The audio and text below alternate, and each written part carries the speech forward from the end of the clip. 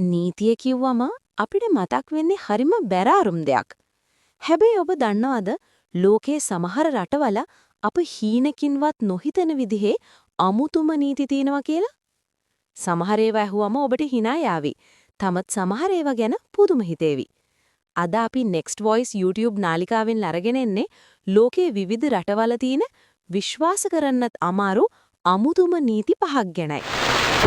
අංක 1 සිංගප්පූරුව ලෝකයේ තියෙන පිරිසිදුම රටක් විදියට ප්‍රසිද්ධ සිංගප්පූරුවේ චුවින්ගම් විකිණීම හෝ ආනයනය කිරීම 1992 ඉඳන් සම්පූර්ණයෙන්ම තහනම්.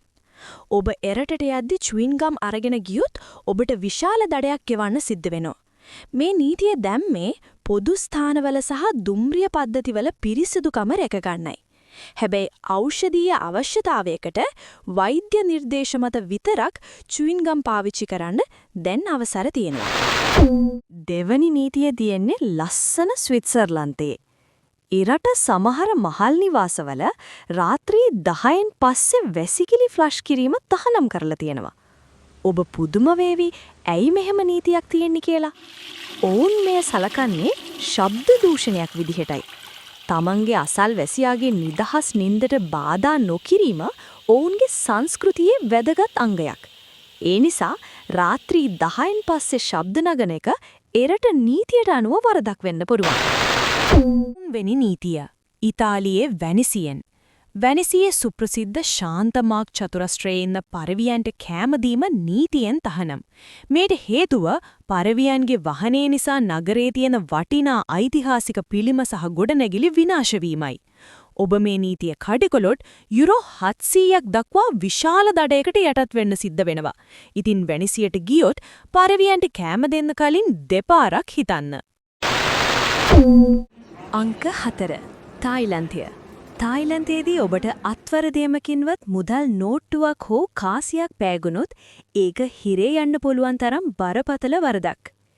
හේතුව තමයි තායිලන්ත මුදල් මත ඔවුන්ගේ ගෞරවනීය රජතුමාගේ රූපය මුද්‍රණය කර තිබීම. රජුගේ රූපයට අගෞරව කිරීම තායිලන්ත නීතියට අනුව ඊටාම දරුණු වරදක්.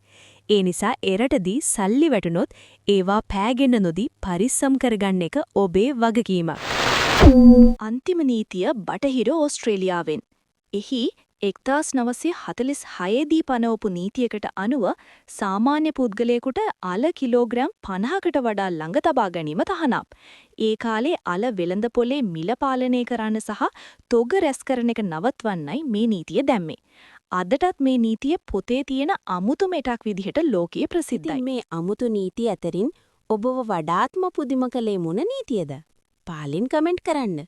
මේ වගේ තවත් වටිනා සහ රසවත් දේවල් දැනගන්න NV YouTube නාලිකාව සබ්ස්ක්‍රයිබ් කරන්න.